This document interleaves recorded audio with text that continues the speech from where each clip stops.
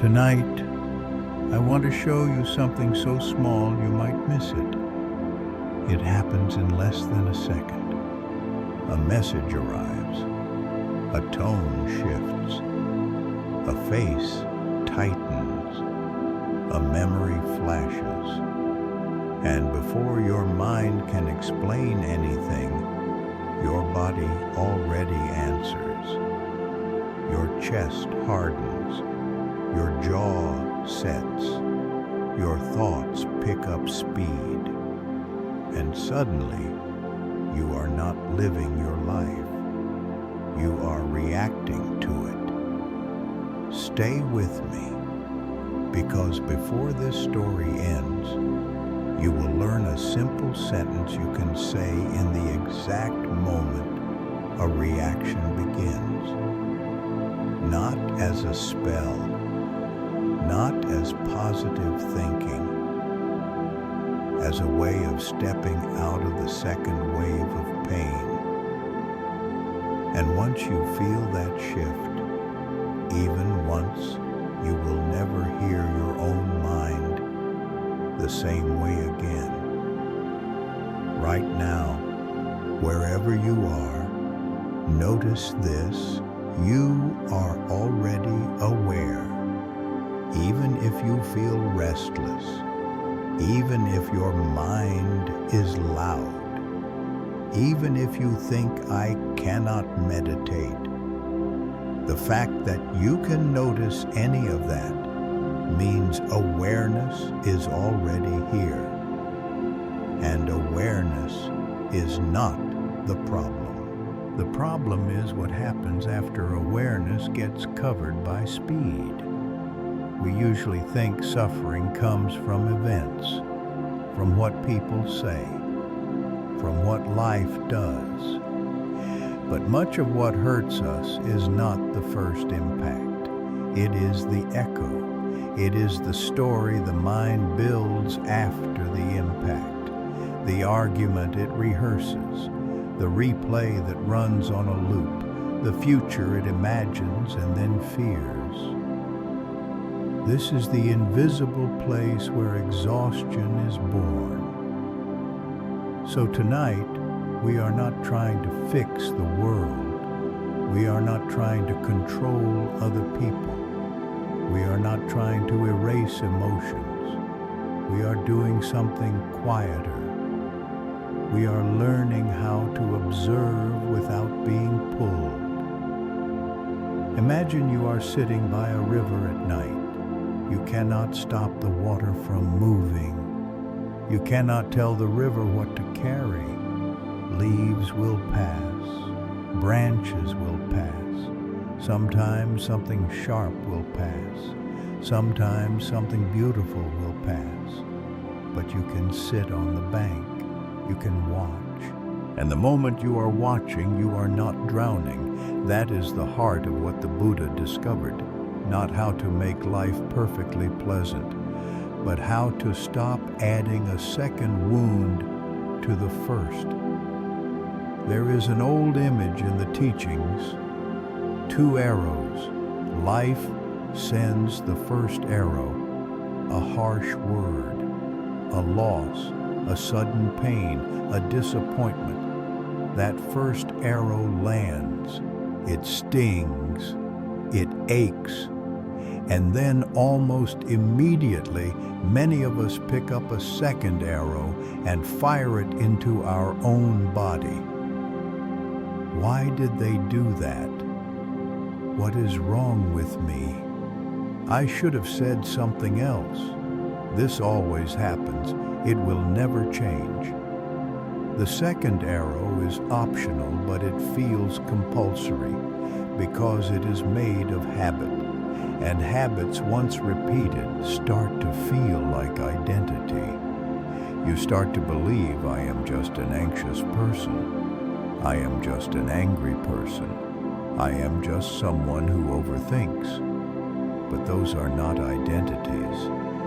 They are grooves. They are tracks the mind has learned to travel because it has traveled them so many times.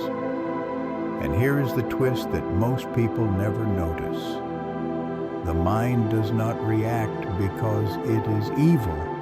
It reacts because it is ancient. Long before you had calendars, emails, and meetings, your ancestors survived because they reacted fast. A rustle in the grass could be death. A shadow could be teeth.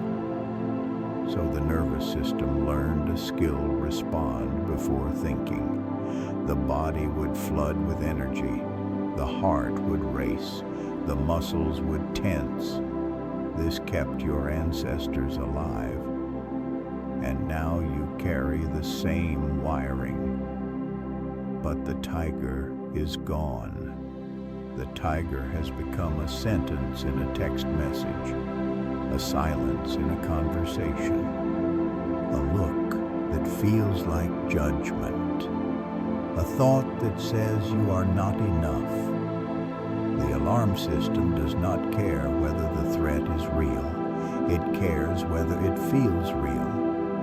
So the body reacts. And then the mind tries to justify the body. It writes a story to match the adrenaline. It says, of course I am furious. Of course I'm afraid. Of course I must fix this now. And that is how a small moment becomes a long night. If you have ever wondered why do I keep doing this even when I know it hurts me, this is why. You are not broken. You are trained. And anything trained can be retrained. The Buddha did not ask people to believe him. He asked them to look, to watch what happens inside experience, to see the chain, because when you can see the chain, you can loosen it. So let us slow down and watch one moment together. Picture yourself in a simple situation. You are doing your best. You are carrying more than you show. You are trying to be kind. And then someone says something. Maybe it is not even cruel, just careless. Maybe they comment on your work, your body, your decisions. It lands. First arrow, a small sting, and then inside something moves. The heat rises, the throat tightens, the mind says, defend. This is the exact moment we usually miss, because it happens so quickly. But this is also the exact moment where freedom begins. In Buddhist language, the moment is called feeling, not emotion, not story, not personality. Feeling as in the raw tone of experience. Pleasant, unpleasant, neutral. Every experience has this tone. A sound comes in, pleasant, unpleasant, neutral. A thought comes in, pleasant, unpleasant, neutral. And the mind, without training, does the same thing every time. It leans toward what is pleasant, away from what is unpleasant. It reaches or it recoils. This is craving. This is thirst. And this is where the second arrow is made. But here is the secret. Between feeling and craving, there can be space, not a huge space. Sometimes it is the width of a breath. Sometimes it is the blink of an eye. But space is enough, because in space you can choose. Without space, there is only habit. So the question becomes very simple. How do you create space? You do not create it by thinking harder. You create it by returning to the one place your mind cannot argue with. The body, because the body is always happening now. The breath is always happening now. Thought can time travel, the body cannot. So we begin with breath, not as a religious ritual, as training in not being pulled, in and out, in and out. At first it looks too simple. That is why most people abandon it. But simplicity is power. Because when you return to breath, you are practicing the same movement you will need in the middle of a trigger. You are practicing, I notice I have been pulled and I come back. And each time you come back, you are carving a new groove, a groove of presence, a groove of choice. Now I want to tell you a small story, not because you need a story, because stories help the mind settle. There was a man who came to a forest monastery with a question he could not let go of. He said, I can understand the teachings when I read them, but when someone criticizes me, I lose myself. I say things I regret. I replay it for days. I feel ashamed. How do I stop reacting? The monk listened without rushing. Then he pointed to a bell hanging near the doorway. He said, when the wind touches the bell, what happens? The man said, it rings. The monk said, does the bell decide to ring? The man paused. No, it just rings. The monk said, and does the bell suffer because it rings? No, it simply sounds. Then the monk said, the mind is like that at first. When conditions touch it, it rings. A thought rings. An emotion rings. A memory rings. The problem is not that it rings. The problem is that you believe the sound is you. You pick up the sound and carry it like a burden. You decorate it with a story. You defend it. You punish yourself with it. The practice is not to become a bell that never rings.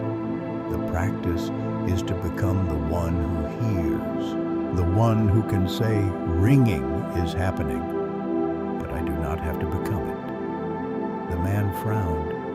That sounds beautiful, he said. But in the moment it feels impossible. The monk nodded. Yes, he said. In the moment the old habit will feel like gravity.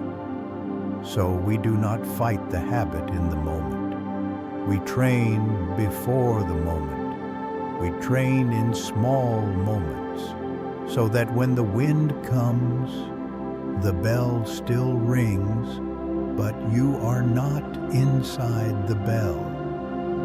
You are in the hearing.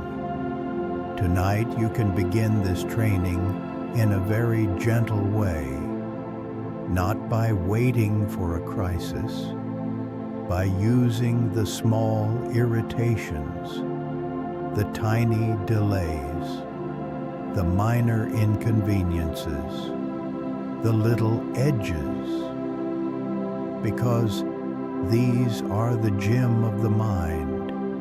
The mind strengthens where it is used. So next time you are in traffic, or waiting for something to load, or hearing a noise you do not like, instead of feeding the reaction, you practice the 3 steps. Notice. Name, return. Notice something has tightened. Name, irritation, irritation. Return breath, body here. Notice, name, return. This is not suppression. Suppression is pushing away. This is intimacy. This is staying close enough to see. Now let me be honest. At first, you will fail, you will react, and then you will remember, and you will feel discouraged. But that remembering is not failure. That remembering is the muscle. That remembering is the training working. Because the old pattern is unconscious, the new path begins the moment you see. So instead of judging yourself, you practice a kinder sentence. Ah, this is a reaction. It is not a character flaw. It is a pattern. And patterns can change. There is a fear many people carry when they hear about non-reacting. They imagine a cold person, someone who does not care, someone who is numb. But true equanimity is not numb. It is stable. It is warmth with a spine. It is a heart that can feel without burning. Think of a candle in a room. A small draft can make it dance wildly. But if you put a glass around the flame, it does not die. It becomes steady. It gives light without being thrown. Equanimity is that glass. It does not remove feeling. It protects clarity. And clarity is not just for your own peace. Clarity helps you respond in ways that are actually loving. Because when you are lost in reaction, you often hurt the people you love most. Not because you want to, because you are not there. You are in the story. You are in the second arrow. But when you are present, you can hear. You can pause. You can choose words that do not poison the room. So, let us go deeper into what actually happens inside a trigger. There is contact, a sound, a sight, a thought, then feeling, unpleasant. Then the mind says, I do not want this. That is craving. Then craving pulls the mind into action, a sharp reply, a defensive message, a cold silence, a spiral of thoughts, and the body stays flooded. Now here is the subtle place where the Buddha's teaching becomes almost surgical. He says if you can stay with feeling as feeling without making it personal, you can stop the chain, not by force, by understanding. Because when you see that a sensation is just a sensation, it loses its authority. It still hurts, but it does not rule. So what does it look like to stay with feeling? It looks like this: tightness in the chest. You do not say, I am being attacked. You say tightness is here. Heat in the face. You do not say, I am failing. You say, heat is here. A thought says, this is unfair. You do not say, this thought is true. You say, thought is here. And something changes. Not because you are pretending, because you are stepping back into awareness. And awareness is wider than any thought, wider than any emotion, wider than any story. Awareness can hold the entire storm without needing to become the storm. If you have never felt this before, it might sound abstract. So let us make it very practical. Right now, as you listen, you can try it. Take a slow breath in and out. Now notice any sensation in your body. Maybe there is pressure where you sit. Maybe there is a little tension somewhere. Do not fix it. Just notice. Now name it softly in your mind. Pressure, tension, warmth, and return to the breath. In, out. This is the move. This is the doorway. Now, one more story. There was a woman who carried anger like a stone in her pocket, small at first, then heavier. Each time she felt wronged, she added another stone, a comment from a family member, a betrayal from a friend, a disappointment at work. Her pocket sagged, her walk changed, but she kept going because she thought this is what strength looks like. One night she sat by a lake and watched the moon on the water. The surface was calm, but the moon was not stuck. It moved with each ripple. She thought if the water moves, the moon moves. If the water is still, the moon is clear. And she realized something simple. The moon did not need to fight the water. It simply reflected. The next day, when anger rose, she tried something different. She did not argue with it. She did not indulge it. She asked, "Where is it in the body?" She found it in the throat, a hard knot. She breathed into that place, not to make it go away, to meet it. And in that meeting, the knot loosened just a little. That night she noticed her pocket felt lighter, not because the world suddenly became fair, because she stopped collecting stones. This is what mindfulness does. It interrupts the collecting. It stops the automatic stacking. It does not remove the first arrow, but it prevents the second arrow from becoming a spear. Now here is the prediction gap I promised earlier. The sentence. It is simple enough to remember and strong enough to change a moment. When you feel a reaction beginning, say this inside, "This is the first arrow," and then add, "I do not need to fire the second. That is it." You are not denying pain. You are naming it. You are separating the unavoidable sting from the optional suffering. And in that separation space appears. Now, if you want, you can make the sentence even softer. First arrow, just first arrow. Sometimes fewer words work best, because in a trigger the mind is busy. So you give it a small anchor. First arrow, breath.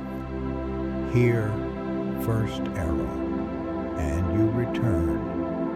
Now there is another layer that makes this practice deep. Impermanence. When you watch a reaction with clarity, you see it is not solid. It rises. It peaks. It changes. It fades. Even the most intense emotion has a shape. And when you can see the shape, you stop believing it will last forever. This is why the Buddha said to watch, not to analyze, to watch. Because watching reveals what thinking hides. Thinking says this will never end. Watching says it is already changing. And that realization is not philosophical, it is relief. Because if something changes, it can pass. And if it can pass, you do not have to panic. You do not have to act from the edge. You can wait. You can breathe. You can respond later. Now I want to bring this into your relationships because this is where it matters most. The people closest to you have the strongest access to your old buttons. They can trigger you with a word, not because they are bad, because you are attached, because you care, because you have history. So the practice in relationships is not to become distant, it is to become clear. When you feel yourself starting to react to someone you love, imagine you are holding a cup of hot tea. If you jerk, you spill it. If you grip too hard, you burn. But if you hold steady, you can drink. So in the middle of a conversation, you notice the heat, you name it, and you let it be there without letting it take over your mouth. That pause, even one breath, can save a whole evening. It can save words you cannot take back. It can change the tone of a relationship because you begin to respond instead of react. Reaction is automatic. Response is intentional, and intention is the seed of your future. This is where karma is often misunderstood. It is not a cosmic punishment system. It is the shaping power of intention. Each time you react with anger, you strengthen anger. Each time you pause, you strengthen wisdom. Each time you choose kindness, you strengthen kindness. The mind becomes what it practices, so your life becomes what your mind repeats. This is not moralism, it is mechanics. Now, if this is all you remember from tonight, remember this. You do not need to win against your mind. You need to see it. The moment you can see a reaction, you are no longer fully inside it. That is freedom, small freedom, but real. Now, as the night grows quieter, we can turn this into a gentle practice you can do without strain. Let your eyes soften. Let the muscles of your face loosen. Feel the weight of the body in the bed or the chair. Notice the natural rhythm of breathing, in, out. If thoughts come, let them come. Do not chase them. Do not fight them. Simply note thinking and return. If feelings come, let them come. Note feeling and return. If a memory comes, note remembering and return. You are not trying to empty the mind. You are teaching it that it does not have to be obeyed. This is different. A mind can be busy and still not be in charge. A mind can be noisy and still not be believed. And in that realization, the whole body begins to rest. Because so much tension comes from obeying every thought, from treating every inner impulse as urgent. But what if urgency is just a sensation? What if panic is just a wave? What if the mind's loudest voice is not the wisest?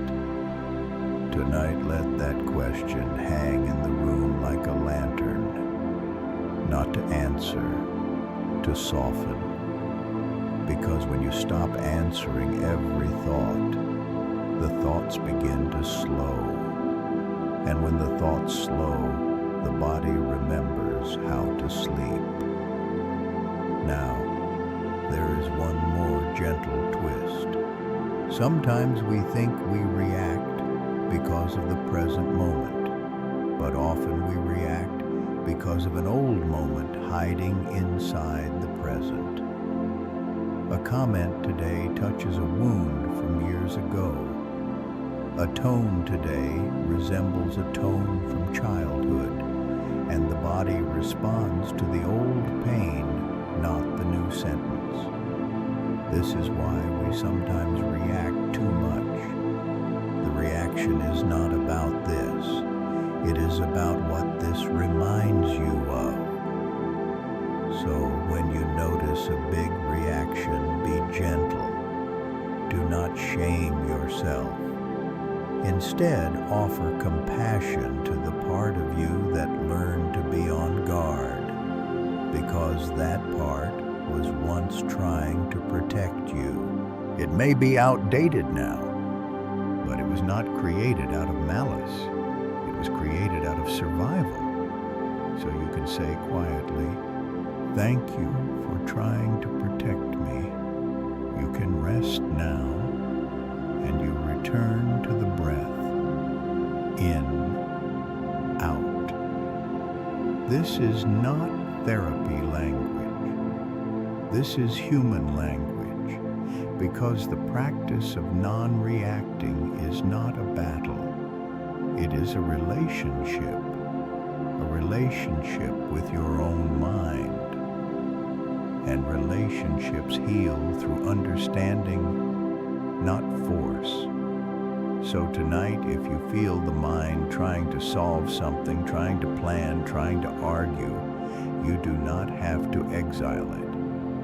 You can simply notice, name, return, again.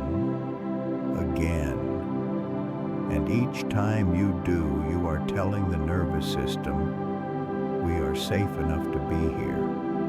We are safe enough to rest. We are safe enough to let the world be imperfect for a few hours. Now imagine tomorrow. Something will happen. A small irritation, a comment, a delay, the first arrow. And in that moment you will have a choice you did not have before. A breath, a sentence. First arrow, no second. And maybe you will still react. And then you will remember. And you will return. And that returning is the path. Not perfection. Returning. The Buddha did not promise instant transformation.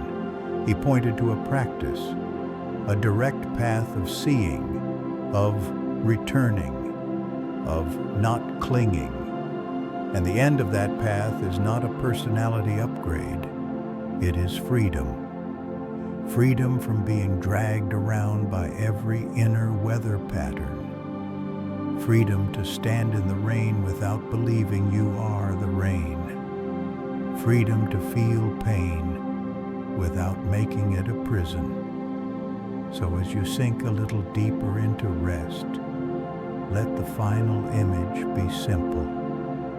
You are sitting on the bank of the river. Water moves, leaves pass. Some are bright, some are dark. But you do not jump in after each leaf. You do not build a home on each branch. You watch, you breathe, and slowly the river becomes just a river again. Not a battlefield, not a prophecy, just movement. And you are the one who can see it. One last breath in and out. And if sleep comes, let it come like a soft closing of a book, not forced, not achieved, received. And if sleep does not come yet, that is okay too, because even this even wakefulness can be watched. and in watching you are already resting from the second arrow. So tonight, do less, hold less, carry less. First arrow, no second. And let the mind little by little learn the relief of not reacting. And if you want one more way to practice this in the smallest possible moments, try this whenever you touch a door handle. Pause for one breath. Just one. Feel the metal or the wood. Feel the contact in your hand. Notice the body standing there. That one breath is a rehearsal. Because the day is made of door handles, thresholds, little transitions, from room to room, from task to task, from noise to quiet. And most of the time we rush through thresholds without arriving anywhere. So the door handle becomes a teacher. One breath, then you open the door. Or when you hear a notification sound, do not grab the phone immediately. Let the sound be the sound. Notice the little pull in the mind that says now, now, now. Name it pulling. Return to the breath. Then choose. Maybe you still pick up the phone. Maybe you do not. But either way, you practiced freedom. And there is another place you can practice that is so ordinary, it feels almost silly. When you wash your hands, feel the water, notice temperature, notice the urge to hurry. The mind will want to be somewhere else.